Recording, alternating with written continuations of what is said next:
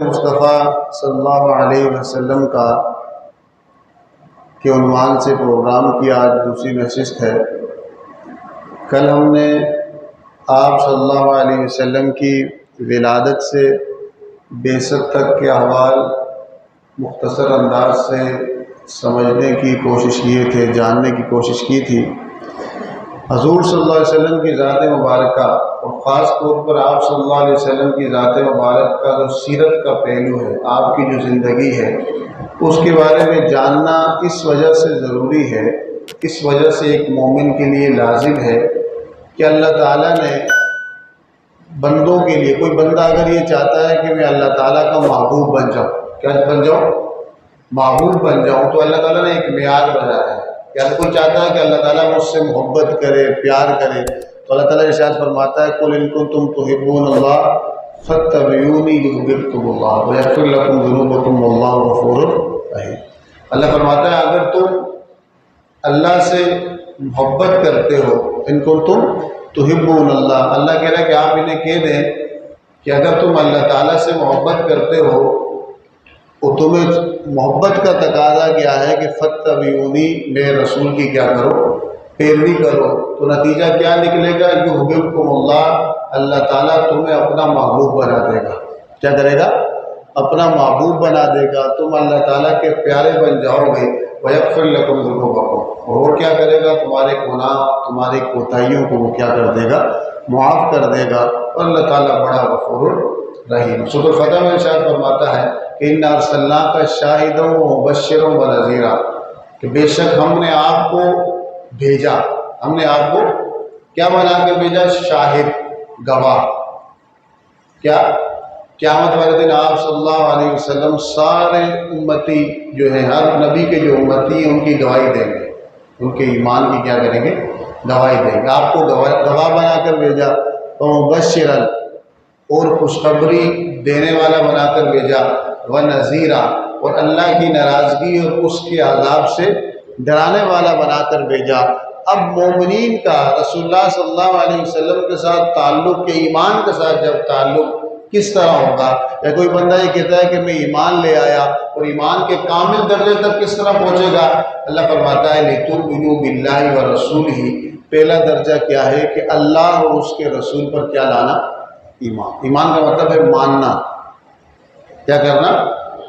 ماننا، اللہ اور اس کے رسول کو ماننا، اللہ کو وحدہ لا شریک، خالق مالک رازق ماننا، اور رسول اللہ صلی اللہ علیہ وسلم کو اس کا اللہ عز و جل کے بھیجے ہوئے پیغمبر ماننا، رسول ماننا، اور آخری نبی ماننا۔ پھر فرماتا ہے وَتُعَزِّرُوهُ، دوسرا کام کیا ہے کہ ان کی تعظیم کرنا۔ کل دوسری آیت تھی، دوسری آیت ہے۔ ایمان کے بعد دوسرا درجہ کیا ہے؟ وَتُعَزِّرُوهُ، تعظیم بھی کرنی ہے رسول کی، وَتُوَقِّرُوهُ، اور ان کی توقیر بھی کرنی ہے، اور ان کی توقیر بھی کرنی ہے۔ اور چوتھا کام بتائے وَتُسَبِّحُوهُ بُكْرَةً وَأَصِيلًا، اور صبح و شام اللہ تعالیٰ کی تسبیح بھی بیان کرنی ہے۔ یہ اللہ تعالیٰ نے اپنی تسبیح، اپنے ذکر کو آخری درجے میں رکھا، کیونکہ ذکر سکھانے والے مصطفیٰ ہیں۔ رب کی تسبیح کس طرح کی جائے گی؟ کون سا ذکر اللہ کا ذکر کہلاتا ہے؟ اللہ کی شان کس طرح بیان کی جائے گی؟ اللہ کی عظمت کے لیے کن کلمات کا انتخاب کیا جائے گا؟ کن الفاظ کا انتخاب کیا جائے گا؟ کن جملوں کا چناؤ کیا جائے گا؟ وہ بتائے گا کون؟ رسول اللہ صلی اللہ علیہ وسلم۔ اسی لیے کہا وہ تو سب بھی چوتھے درجے پہ رکھا کہ صبح و شام وہ اللہ تعالیٰ کی کیا کرتے ہیں؟ تم کیا کرتے ہو؟ تسبیح کرو۔ کیا کرو؟ لیکن اس سے پہلے کہا تھا کہ ایمان لانا ہے، تعظیم کرنی ہے، توقیر کرنی ہے، اور پھر کیا کرنی ہے؟ تسبیح بیان کرنی ہے۔ اور اللہ تعالیٰ اسی تعلق کو قبول کرتا ہے، اسی عبادت کو قبول کرتا ہے، اسی اطاعت کو قبول کرتا ہے جو رسول اللہ صلی اللہ علیہ وسلم سے سیکھ کر کی گئی ہو، آپ صلی اللہ علیہ وسلم کے طریقے پہ چل کر کی گئی ہو۔ اسی لیے اللہ نے فرمایا کہ اگر تم اللہ سے محبت کرتے ہو تو رسول اللہ کی کیا کرو؟ اتباع کرو۔ کیوں کہ محبت نبی آتے ہی اسی لیے ہے کہ بتانے کے لیے کہ محبت کس طرح کی جاتی ہے، محبت کا اظہار کس طرح کیا جائے گا۔ اور کتنے لوگ اللہ تعالیٰ سے محبت میں ہی غلو کر کے گمراہ ہوئے۔ راہ ہدایت سے ہٹ گئے، کیونکہ محبت تو کرتے تھے لیکن محبت کے اظہار کا طریقہ غلط تھا، شرک میں مبتلا ہو گئے، سورج چاند کی پوجا شروع کر دی، مظاہر قدرت کی پوجا شروع کر دی، بت پرستی کی طرف چلے گئے۔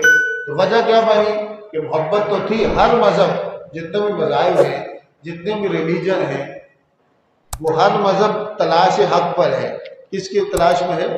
حق کی تلاش میں، سب کی منزل تلاش حق ہی ہے، لیکن تلاش حق کے اندر رستہ کیا ہو گیا؟ خراب ہو گیا، رستہ غلط ہو گیا کہ تلاش حق کے چکر میں حق کے بجائے حق تک لے جانے والی چیزوں کو حق سمجھ لیا، خالق کی عبادت کے بجائے جو مخلوقات خالق تک لے جاتی تھی ان کو کیا بنا دیا؟ خالق کا درجہ دے دیا۔ کیا دے دیا؟ خالق کا درجہ دے دیا۔ اور رسول اللہ صلی اللہ علیہ وسلم کی ذات مبارکہ جو ہے تو اللہ فرماتا ہے کہ ایمان بھی لانا ہے، تعظیم بھی کرنی ہے، توقیر بھی کرنی ہے، اور صبح و شام اس اللہ کی پھر کیا کرنی ہے؟ تصویر۔ اور آپ صلی اللہ علیہ وسلم کی سیرت اور کردار ایسا ہے کہ مکہ والوں کو جب آپ صلی اللہ علیہ وسلم نے اللہ کی وحدانیت کا اعلان ان کے سامنے کیا، شرک کی مذمت کی، اور جب انہیں کہا قولوا لا الہ الا اللہ تفلحوا، لا الہ الا اللہ کہو تم کیا پا جاؤ گے؟ فلاح پا جاؤ گے، تو انہیں کہا کیوں؟ دلیل مانگی، پروف مانگا۔ اللہ فرماتا ہے فقد لبثت فیکم عمرا من قبلی افلا تعقلون۔ رسول اللہ صلی اللہ علیہ وسلم کی بات کو حکایتاً قرآن میں بیان کیا کہ آپ صلی اللہ علیہ وسلم نے ان کے سامنے کہا کہ میری پوری عمر تمہارے سامنے ہے، میری پوری زندگی تمہارے سامنے ہے، کیا تمہیں پھر بھی عقل نہیں؟ اللہ تعالیٰ کے ایک ہونے پر اور میرے سچے ہونے پر میرا پورا کردار ہے۔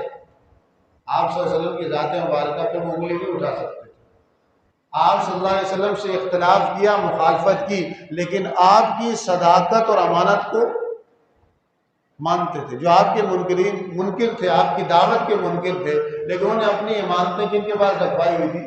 رسول اللہ صلی اللہ علیہ وسلم کے پاس ہی رکھوائی ہوئی تھی۔ تو آپ صلی اللہ علیہ وسلم نے قرآن کی وحدانیت یا رب کی توحید کی، رب کے ہونے پر سب ایک دلیل کیا دی؟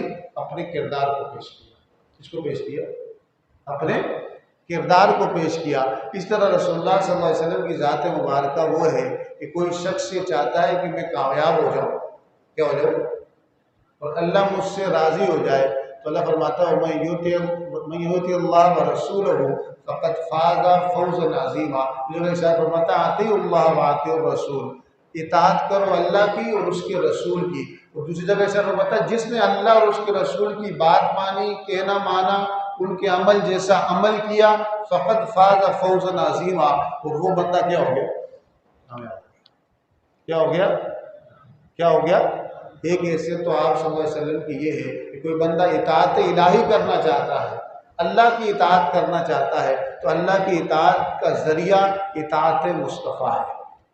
کوئی بندہ اللہ کی محبت چاہتا ہے، اللہ کا محب بھی بننا چاہتا ہے، محبوب بھی بننا چاہتا ہے، تو محب بھی ذات مصطفیٰ سے بنے گا، محبوب بھی ذریعہ حضور صلی اللہ علیہ وسلم کی ذات میں بات ہے۔ اور شریعت کے اندر جو معیار ہوتا ہے، کون سی چیز شریعت ہے، کون سی شریعت نہیں ہے، اس کا ہمیں کس طرح پتہ چلے گا؟ کون سی چیز شریعت ہے، کون سی چیز شریعت نہیں ہے، اس کا بھی ہمیں رسول اللہ صلی اللہ علیہ وسلم کی ذات مبارکہ سے پتہ چلے گا۔ وما آتاکم الرسول فخذوہ وما نہاکم عنہ فانتہوا۔ رسول جو تمہیں دیں لے لو، جس سے منع کرے رک جاؤ، جس سے منع کرے وما ينطق عن الهوى ان هو الا وحی یوحی۔ اللہ فرماتا ہے یہ اپنی خواہش سے کچھ نہیں بولتے، یہ جب بھی بولتے ہیں اللہ کے حکم سے بولتے ہیں، ان پر کیا ہوتی ہے؟ وحی کی جاتی ہے۔ تو آپ صلی اللہ علیہ وسلم کی ایک تشریح حیثیت بھی ہے، رسول اللہ صلی اللہ علیہ وسلم کی سیرت و کردار کا کی اہمیت اور افادیت اور فضیلت یہ بھی ہے کہ آپ صلی اللہ علیہ وسلم جس کام سے منع کریں وہ اللہ کا منع کرنا ہے، جس کام کا حکم دیں وہ اللہ کا حکم دینا ہے، اللہ کا کیا دینا ہے؟ حکم دینا ہے۔ تو آپ صلی اللہ علیہ وسلم کے سیرت و کردار کو، حضور کی افکار کو سمجھنے کے لیے ضروری ہے کہ ہم آپ صلی اللہ علیہ وسلم سے ہمارے تعلق کی ڈائمنشنز اور جہاد اور نوعیت تین طرح کی ہیں۔ کتنے طرح کی ہیں؟ قرآن مجید کے اندر جو حکم الہی ہے، اللہ نے جو احکام نازل کیے ہیں وہ تین طرح کے ہیں۔ کتنی طرح کے؟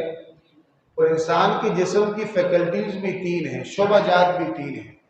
انسان جب کہا جائے تو ایک اس کا ذہنی وجود ہوتا ہے مائنڈ، ایک اس کا جسمانی وجود ہوتا ہے فزیکل انٹیٹی، ایک اس کا قلبی اور روحانی وجود ہوتا ہے۔ قلبی اور ذہن کو علم چاہیے، دماغ کو علم چاہیے، جسم کو عمل چاہیے اور دل کو احساس چاہیے۔ دل کو کیا چاہیے؟ دل کو کیا چاہیے؟ قرآن مجید میں کہا گیا کہ اللہ تعالیٰ کو ایک مانو، کیا مانو؟ آمن رسول بما انزل الیہ من ربہ والمؤمنون کل آمن باللہ وملائکتہ وکتبہ ورسلہ۔ اللہ پر ایمان لانا، رسولوں پر ماننے کا تعلق کس چیز کو جان کے ماننے کا تعلق کس کے ساتھ ہوتا ہے؟ دماغ کے ساتھ۔ کس کے ساتھ ہوتا ہے؟ اس کو علم العقائد کہتے ہیں۔ کیا کہتے ہیں؟ کیا کہتے ہیں؟ اور دوسرے احکامات کیا ہے؟ اقیم الصلاۃ، نماز ادا کرو۔ تو نماز کب ادا ہوگی؟ بیٹھے بیٹھے؟ ایک بندہ بولے بیٹھے بیٹھے نماز ادا کرو، نہیں، اس کے لیے آپ کو خاص حیت میں جسم کو ہلانا پڑے گا، جسم کی مخصوص حرکت ہوگی۔ آتوا الزکوٰۃ، مال لے کے خرچ کرنا پڑے گا۔ وَلِلَّهِ النَّاسِ حِجُّ الْبَيْتِ، حج کے لیے بھی کیا ہوگا؟ جد و جہد، جسم کو کیا اعمال ہے، اس کو کہتے ہیں علم فقہ، علم اور تیسرے قسم کے جو اعمال ہیں، اللہ کہتا ہے وَالَّذِينَ آمَنُوا أَشَدُّ حُبًّا لِلَّهِ، ایمان والے تو مجھ سے شدید ترین پیار کرتے ہیں۔ مطلب یہ کہ تم بھی کرو۔ محبت کا تعلق وہ کس سے ہوگا؟ کس سے ہوگا؟ یا ایھا الذین آمنوا اتقوا اللہ، اللہ کے عذاب سے ڈرو، اس کی ناراضگی سے ڈرو۔ ڈرنا کہاں ہوگا؟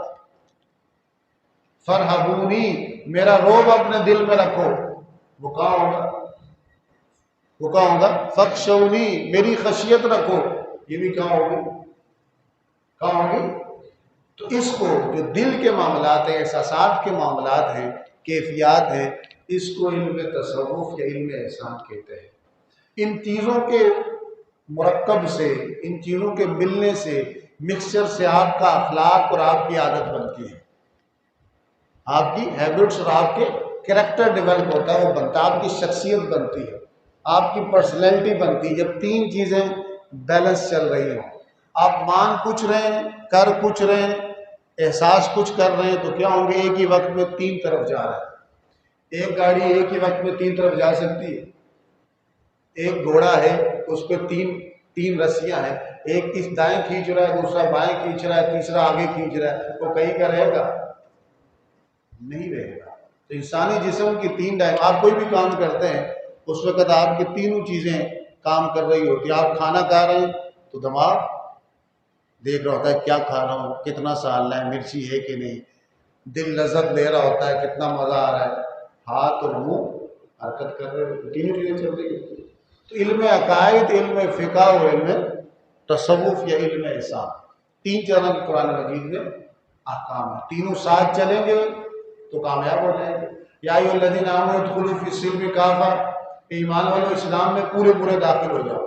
آپ نے پڑھ لیا، عمل نہیں کیا تب بھی فائدہ نہیں، پڑھ لیا، عمل بھی کیا، لیکن دل وہیں پر ہی ہے، دل نہیں سدھرا تب بھی کوئی فائدہ۔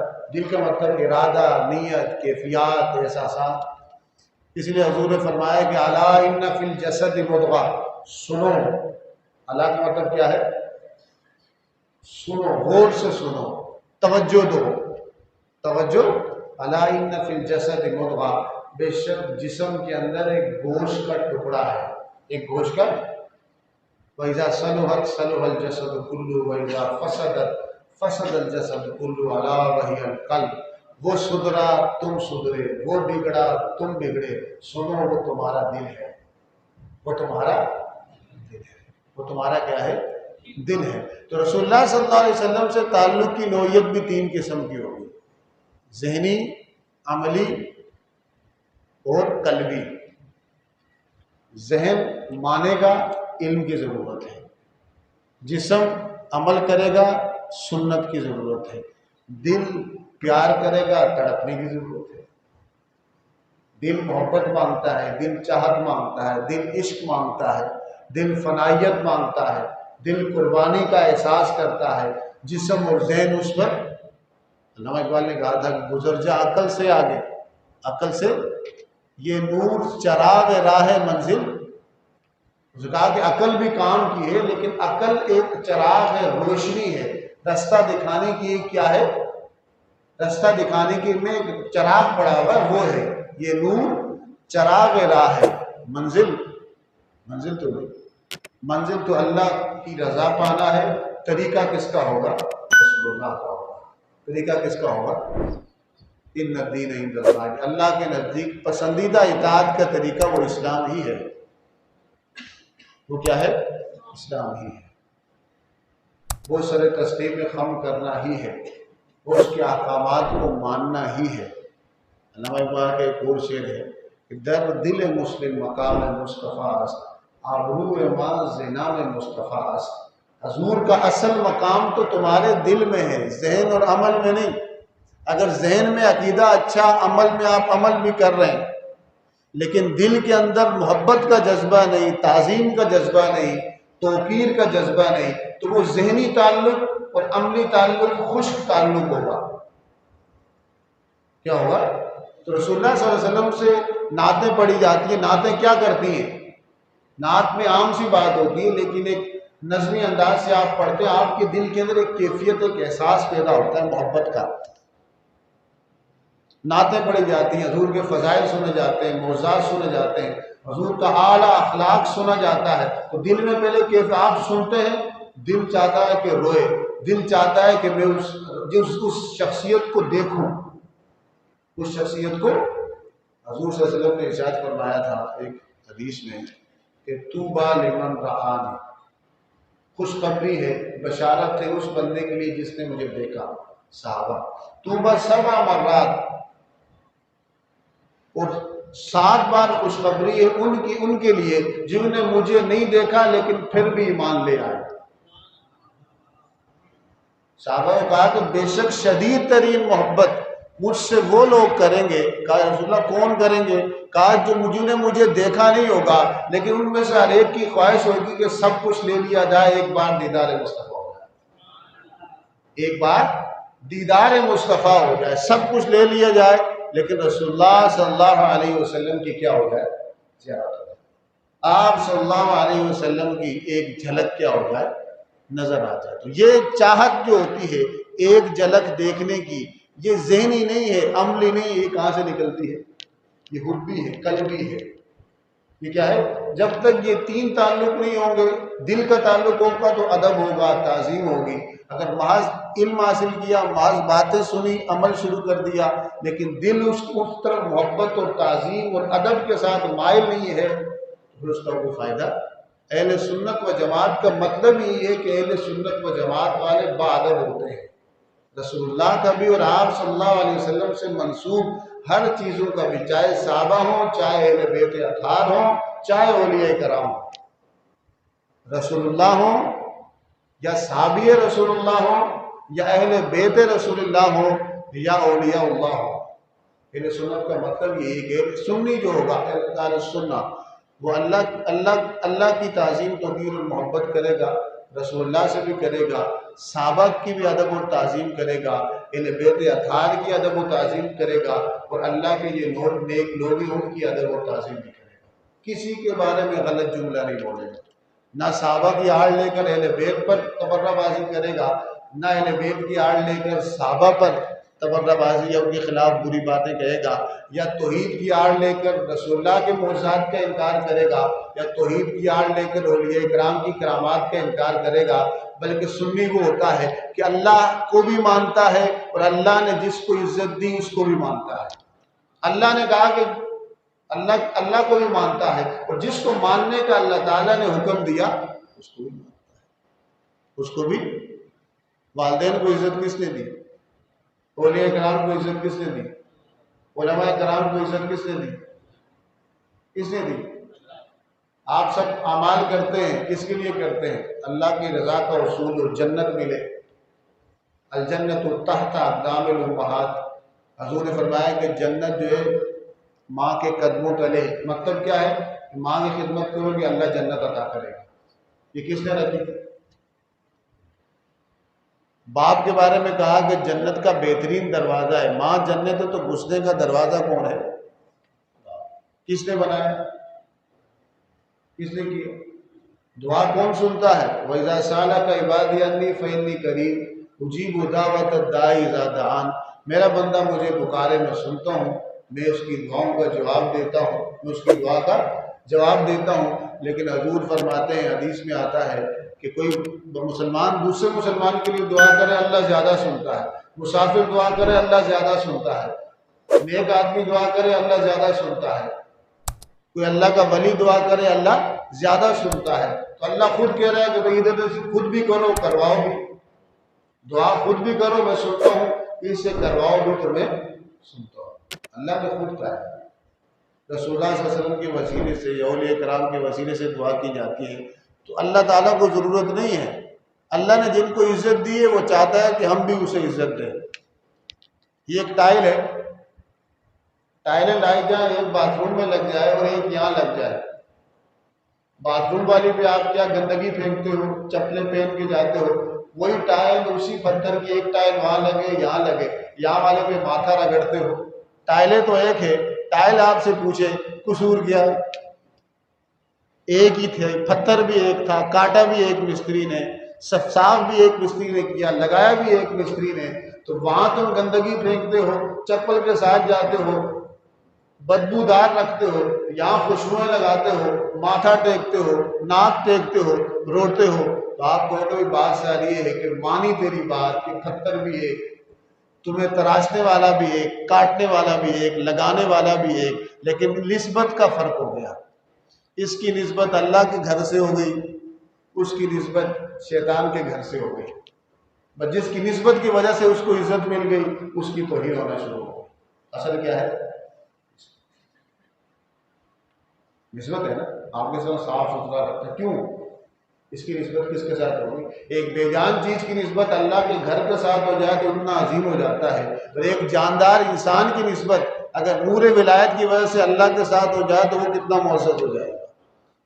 وہ پھر انبیاء کرام کی تو شان ہی الگ ہے، وہ تو عزت والے بھی ہیں اور عزت دینے والے بھی ہیں۔ اللہ نے ان کو ایسا بنایا ہے، اللہ نے ان کو ایسا بنایا ہے۔ اقبال کہتا ہے کہ در دل مسلم مقام مصطفیٰ است، حضور کا مقام تو دل میں ہے۔ کس میں ہے؟ مسلمان کے دل میں حضور کا مقام ہے۔ آبرو ما زینا میں مصطفیٰ است، ہماری عزت و آبرو کس کی وجہ سے ہے؟ حضور کی وجہ سے۔ ہماری عزت اور آبرو، ہماری عزت، ہمارا وقار دنیا میں بھی اور آخرت میں بھی کس کی وجہ سے؟ رسول اللہ صلی اللہ علیہ وسلم کی وجہ سے، ان کی نظر عنایت کی وجہ سے، ان کی توجہ اسی طرح ہی ہے جس طرح صحابہ کرام پر تھی، جس طرح تابعین پر تھی۔ توجہات، دعائیں، اپنی امت پر شفقت رسول اللہ صلی اللہ علیہ وسلم کی ختم ہو، شفقت رحمت اسی طرح ہی ہے۔ وما ارسلناک الا رحمۃ للعالمین ہے، اور آپ صلی اللہ علیہ وسلم کی ذات مبارکہ کیا ہے؟ وما ارسلناک الا کافۃ للناس بشیرا ونذیرا، سب کے لیے آئے ہیں۔ کس کے لیے آئے ہیں؟ باقی نبی اپنی اپنی قوموں کے لیے آئے تھے۔ موسیٰ علیہ السلام نے اپنے ڈسائپلس کو، ہماری نے کہا تھا You have been only sent only to the lost sheep of Israel، تمہیں تو صرف اسرائیلیوں کے لیے بھیجا گیا ہے بس، لیکن رسول اللہ صلی اللہ علیہ وسلم کی ذات مبارکہ ہر نبی اپنی قوم کی طرف تھا۔ وَرَسُولًا إِلَىٰ بَنِي إِسرائیل، قرآن میں وَرَسُولًا إِلَىٰ بَنِي إِسرائیل، عیسیٰ علیہ السلام صرف بنی اسرائیل کے لیے تھے، موسیٰ علیہ السلام صرف اپنی قوم کے لیے تھے، نوح علیہ السلام خاص علاقے خاص قوم کے لیے، ابراہیم علیہ السلام خاص قوم خاص علاقے، ہود علیہ السلام، حضرت صالح علیہ السلام، حضرت داؤد علیہ السلام، حضرت سلیمان علیہ السلام، خاص قوم اور خاص قبیلہ۔ اور رسول اللہ صلی اللہ علیہ وسلم کی باری ہے وَمَا أَرْسَلْنَاكَ إِلَّا كَافَةً لِلنَّاسِ، آپ تو سب کے لیے ہیں، آپ زمان مکان کی قید سے آزاد ہیں، آپ ہر زمانے کے نبی ہیں، آپ سب کے لیے ہیں، آپ سب لوگوں کے لیے ہیں، آپ انسانیت کے لیے ہیں، آپ تمام عالمین کے لیے کیا ہیں؟ رحمت ہیں، تمام عالمین کے لیے کیا ہے؟ رحمت کا ذریعہ ہے۔ تو رسول اللہ صلی اللہ علیہ وسلم سے عزت اور تعظیم کا تعلق ضروری ہے۔ یہ زمانہ فتنوں کا دور ہے، آزمائش کا دور ہے، وہ آزمائش جو ہمارے نفس کو ابھارتی ہے۔ جب نفس کو ابھارتی ہے نفس غافل ہوتا ہے، جب غافل ہوتا ہے تو حق اور سچ بات سے کیا ہو جاتا ہے؟ دور ہو جاتا ہے۔ کیا ہو جاتا ہے؟ دور ہو جاتا ہے۔ اقبال نے بڑی پیاری بات کی تھی کہ عصر ماں مارا ازماں بیگانہ کر، اس زمانے نے ہم سے ہی بیگانہ کر دیا، اس زمانے نے ہم کو ہی بیگانہ کر دیا، ہم اپنے آپ کو بھول گئے۔ اس لیے قرآن مجید میں اللہ تعالیٰ ارشاد فرماتا ہے فَنَسُوا اللَّهَ فَأَنْسَاهُمْ أَنفُسَهُمْ، جو اللہ کو بھولے گا، جو اللہ کو بھولنے کی کوشش کرے گا، غفلت کا شکار ہو جائے گا، کہے گا مجھے ضرورت نہیں، سب سے پہلی سزا اس کو کیا ملے گی پتہ ہے؟ فَنَسُوا اللَّهَ فَأَنْسَاهُمْ أَنفُسَهُمْ، اللہ تعالیٰ فرماتا ہے کہ میں وہ بندہ اپنے وجود کو بھول جائے گا، وہ اپنے آپ کو بھول جائے گا، اپنے اچھے برے کو بھول جائے گا، وہ اپنے پاؤں پہ کلاڑی مار رہا ہوگا، وہ اپنا آپ بگاڑ رہا ہوگا، وہ اپنا اخلاق تباہ کر رہا ہوگا، وہ اپنا خاندان تباہ کر رہا ہوگا، وہ اپنی نسل تباہ کر رہا ہوگا، لیکن اسے احساس ہی فَأَنْسَاهُمْ أَنفُسَهُمْ، اللہ فرماتا ہے میں انہیں ان کا وجود بلا دوں گا، غفلت میں ڈال دوں گا۔ کس طرح بلا دے گا؟ اللہ فرماتا ہے فَمَنْ زُيِّنَ لَهُ سُوءُ عَمَلِهِ فَرَآهُ حَسَنًا، ان کے برے اعمال انہیں اچھے لگنے لگیں گے۔ پہلا درجہ کس طرح بھولیں گے؟ اب ہم تو نہیں بھولے، روز کپڑے چینج کرتے ہیں، روز پرفیوم لگاتے ہیں، جسم کے ظاہری چیز کو بنا رہے ہو، سنوار رہے ہو، اندرونی خانہ کیا ہوگے؟ فَأَنْسَاهُمْ، تم ظاہر تھوڑی ہو، تم ذہن اور کیا ہو؟ دل کا نام انسان ہوتا ہے۔ دماغ تھوڑا سا خراب ہو جائے پاگل ہے، کیسا اس کا ظاہری سب کچھ رہتا ہے، وہ فکری اور قلبی طور پر کیا ہو جاتا ہے؟ تباہ ہو جاتا ہے۔ کیا ہو جاتا ہے؟ فکری اور قلبی طور پر تباہ ہو جاتا ہے۔ ابتدا تو اس سے ہوتی ہے، انتہا پر جسمانی ہوتی ہے۔ انتہا کیا ہوتی ہے؟ فَأَنْسَاهُمْ أَنفُسَهُمْ، ان کو ان کا وجود ہی بلا ہوگا۔ میں نے کہا کہ عصر مارا ازماں بیگانہ کر، اس زمانے میں ہم سے بیگانہ کر دیا۔ اس کا نتیجہ کیا نکلا؟ از چراغ مصطفیٰ بیگانہ کر، حضور کی از جمال مصطفیٰ بیگانہ کر، عصر ما مارا ازماں بیگانہ کر، از جمال مصطفیٰ بیگانہ کر۔ جب ہم اپنے آپ سے بیگانہ ہوئے، نتیجہ کیا نکلا؟ حضور کے کامل حسن سے ہماری جدائی ہو گئی، حضور کے جمال کو ہم کیا ہو گئے؟ بھول گئے، آپ صلی اللہ علیہ وسلم کے حسن کو وہ بھول گئے، غفلت میں ڈال دیا۔ کس میں ڈال دیا؟ غفلت میں ڈال دیا۔ غفلت دور کرنے کا ایک ہی طریقہ ہے، من احب شیء اکثر ذکرہ ہو، کثرت کے ساتھ یاد کیا جائے، کثرت کے ساتھ اللہ کو یاد کیا جائے، غفلت دور ہو جائے گی، کثرت کے ساتھ رسول اللہ کو یاد کیا جائے، غفلت دور ہو جائے گی۔ اللہ کو یاد کرنے کا مطلب کیا ہے؟ قرآن کی تلاوت، ذکر و اذکار، اچھے کام، اس کے احکام پر عمل۔ رسول اللہ صلی اللہ علیہ وسلم کو یاد کرنے کا مطلب کیا ہے؟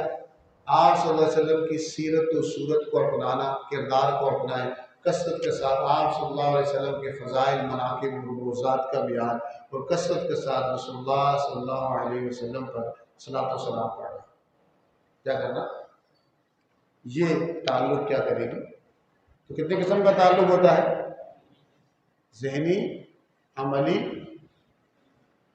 اور قلبی، یہ تینوں ملیں گے تو بندہ ایک کامل، اس کا کردار بنتا ہے، اس کی عادات بنتی ہے، اور پھر وہ اعلیٰ اخلاق والا ہوتا ہے، ورنہ وہ کیا رہتا ہے؟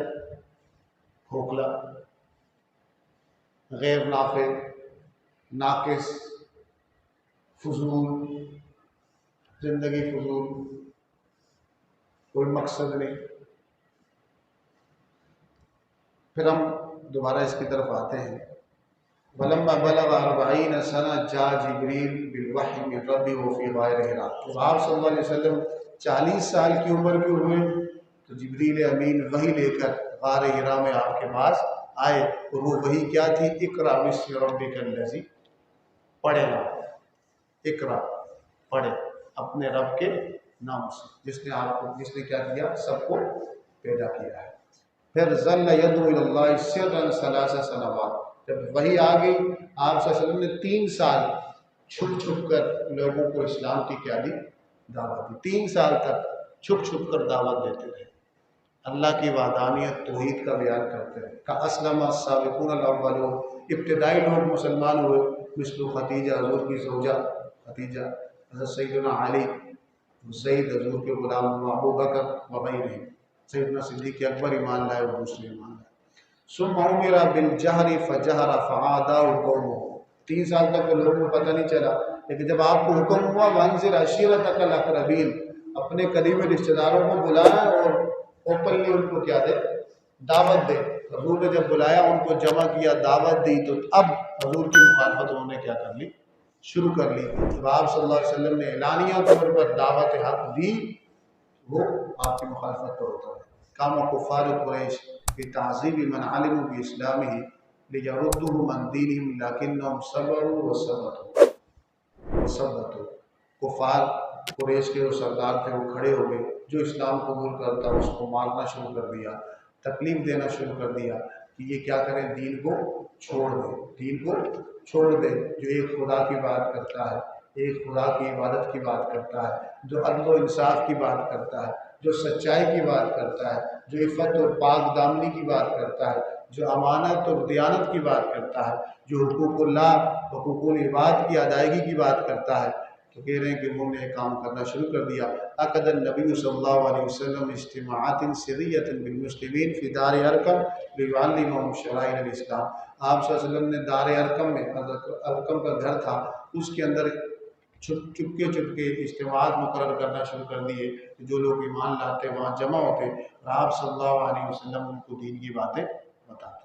فی السنۃ الخامسۃ من البعثہ، بعثت کے 5ویں سال، اعلان نبوت کے 5ویں سال، حاجر جماعت من الصحابہ الی الحبشہ، بہت زیادہ تکلیفیں جب دینا شروع کر دی تو صحابہ کی ایک جماعت نے حبشہ کی طرف کیا کر دی، ہجرت کی، باذن رسول اللہ صلی اللہ علیہ وسلم حفاظا علی دینہم، من عثمان بن عفان وزبیر بن عوام عبد الرحمن بن عوف و جعفر بن ابی طالب فقاموا بها 10 سنین۔ یہ صحابی تھے، وہ 10 سال پھر حبشہ میں رہے، نجاشی بادشاہ کے پاس 10 سال یہ صحابہ پھر حبشہ میں رہے۔ اس کے بعد پھر حبشہ میں دوسری ہجرت ہوئی تھی، آپ صلی اللہ علیہ وسلم مکہ میں ہی رہے، لیکن فی سنۃ السادسہ من البعثہ، اعلان نبوت کے 6 سال، کون سے سال؟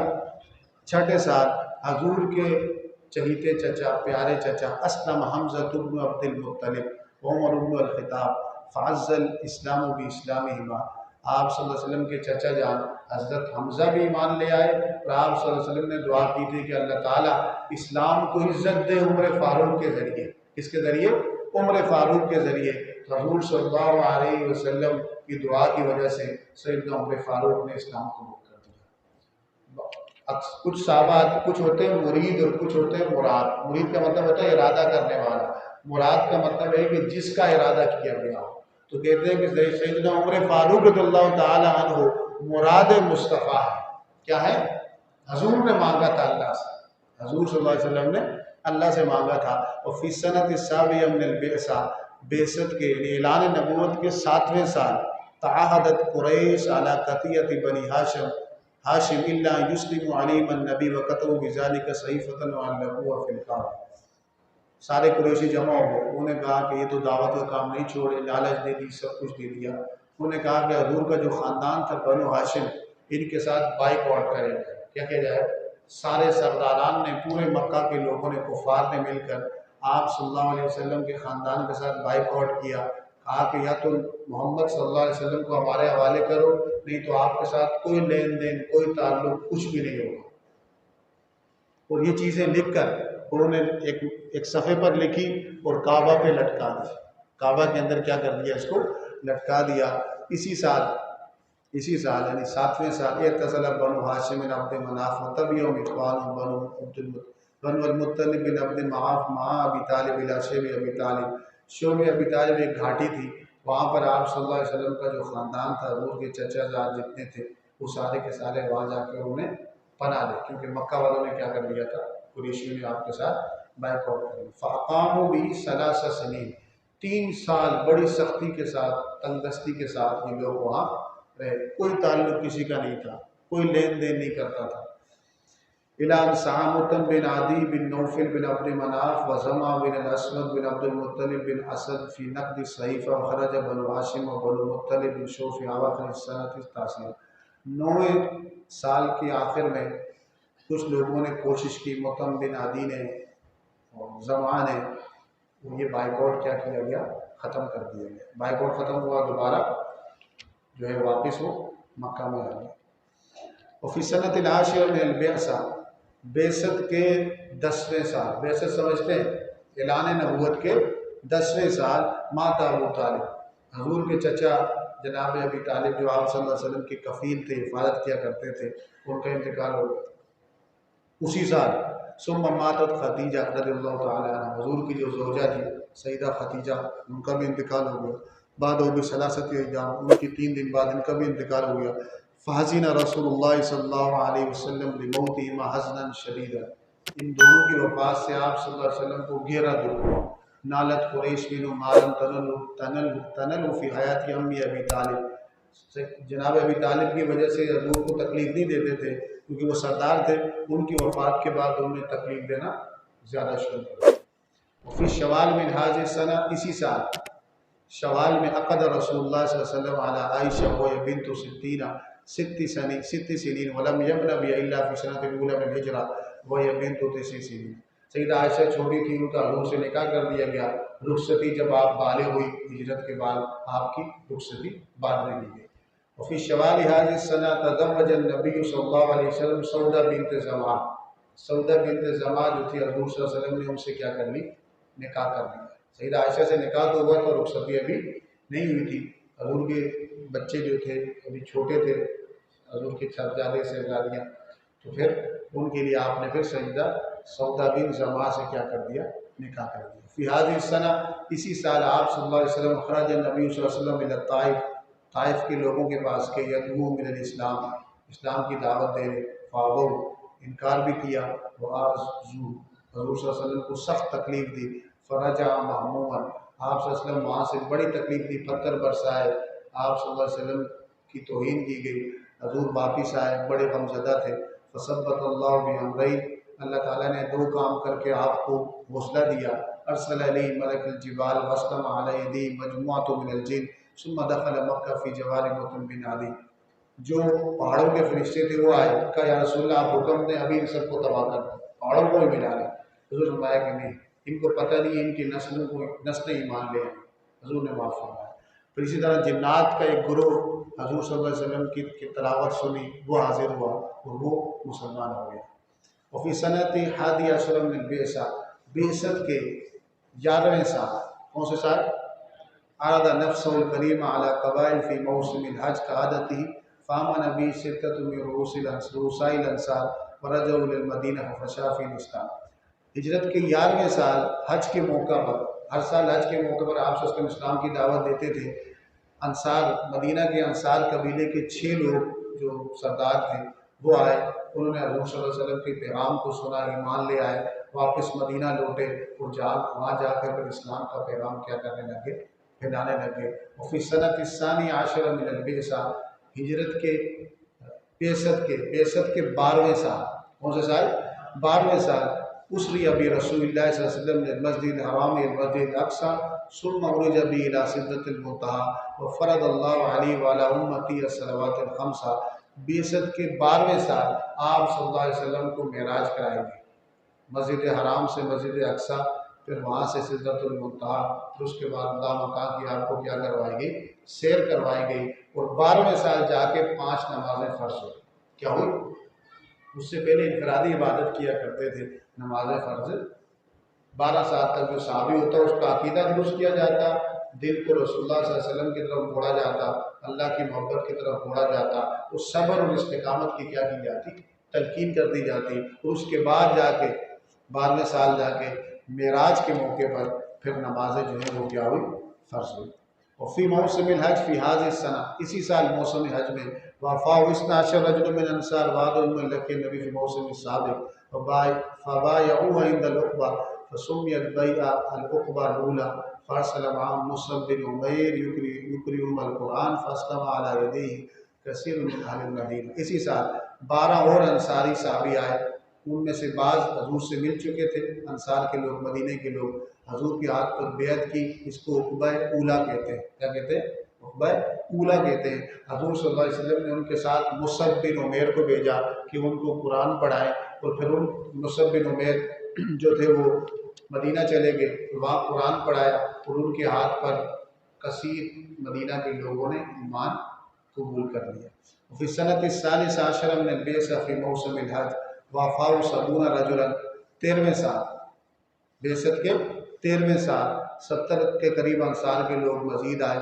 بایعوا عند العقبہ اذن علی یمنعوا من ہاجر الیہم مما یمنعون من انفسهم ونساءهم وابناءهم واخرجوا لهم 12 نقیبا فقال صلی اللہ علیہ وسلم للنقباء انتم علی قومکم کفلاء فسمیت ببیعہ العقبہ الثانیہ۔ 70 قریب مزید اگلے سال مدینہ کے انصاری لوگ آئے، حضور کے ہاتھ پر بیعت کی، اور اس بات پر بھی بیعت کی کہ اگر حضور صلی اللہ علیہ وسلم مدینہ میں آئے تو آپ صلی اللہ علیہ وسلم کی حفاظت کو اسی طرح کریں گے جس طرح اپنے بال بچوں کی حفاظت کرتے ہیں۔ تو آپ صلی اللہ علیہ وسلم نے ان میں سے 12 نقیب بنائے، 12 بڑے ذمہ دار بنائے، اور ان کو ان کی قوموں پر اپنی اپنی قوموں پہ جا کر کی ذمہ داری لگائی کہ اپنے اپنے قبیلے اور قوموں پہ جا کر اسلام کی کیا کرو، دعوت دو۔ فامر النبی صلی اللہ علیہ وسلم فعمر النبی صلی اللہ علیہ وسلم، آپ صلی اللہ علیہ وسلم نے حکم دیا اس وقت اصحابہ بالحجرہ الی المدینہ، آپ صلی اللہ علیہ وسلم نے صحابہ کو اس وقت پھر حکم دے دیا کہ مدینہ کی طرف کیا کرے، ہجرت کرے۔ وَأَقَامَ يَنْتَظِرُ الْعِذْنَ بِالْحِجْرَةِ وَحَبَسَ مَعَهُمْ أَبَا بَكْرَ وَعَلِيًّا، خود حضور نہیں گئے کہ اللہ کی اجازت کا انتظار کرتے رہے، وہ سب صحابہ کو کہہ دیا کہ جو بھی جا سکے فوراً مدینہ پہنچے، اور اپنے ساتھ سیدنا ابو بکر صدیق اور سیدنا علی المرتضیٰ رضی اللہ تعالیٰ عنہ کو روک دیا۔ اجتماعت قریش نے دیکھا اجار ہے، یہاں سے نکل کے مدینہ میں مرکز بن رہا ہے، تو قریشی جمع ہو فی دار الندوہ للمشورہ، مشورے کا دار الندوہ ایک جگہ تھی جہاں مشورے کرتے تھے، سارے مشرکین جو تھے قریش کے سردار جمع ہوئے فی امر النبی صلی اللہ علیہ وسلم، حضور کے معاملے میں کیا کیا جائے۔ فاجمعوا علی قتلی، سب کا اتفاق ہوا کہ رسول اللہ صلی اللہ علیہ وسلم کو شہید کرنا چاہیے۔ جب یہ انہوں نے فیصلہ کر لیا، پلان بن گیا، بندے تیار ہو گئے، فنزل جبرائیل علیہ السلام بالوحی من عند اللہ فاخبرہ بذالک فاذن اللہ لہ بالحجرہ فہاجر، جبریل امین آئے، پوری بات کی آپ کو خبر دی، اور آپ صلی اللہ علیہ وسلم کو ہجرت کا حکم دیا گیا، اور آپ صلی اللہ علیہ وسلم نے پھر مدینہ کی طرف ہجرت کر لی۔ جب مدینہ کی طرف ہجرت کر لی تو اس کے بعد اب ہجرت کے سال کیا ہوں گے، شروع ہوں گے، تو انشاءاللہ ہجرت کے سال جو 10 سال ہے اس میں کیا کیا ہوا تو انشاءاللہ وہ ہم کل دیکھیں گے۔ یہ آپ صلی اللہ علیہ وسلم کی کل ولادت سے بعثت تک، اور آج بعثت سے، یہ بعثت کے جو شروع کے 12 سال ہیں، ہجرت تک کے جو مختصر احوال تھے وہ آپ کے گوش گزار کیے ہیں۔ تو اللہ تعالیٰ سے دعا ہے کہ رب کریم جو کچھ سنا اس کو دل میں سمانے، یاد رکھنے اور اس پر عمل کرنے کی ہم سب کو توفیق نصیب فرمائے۔ وما علیہ الا البلاغ المبین۔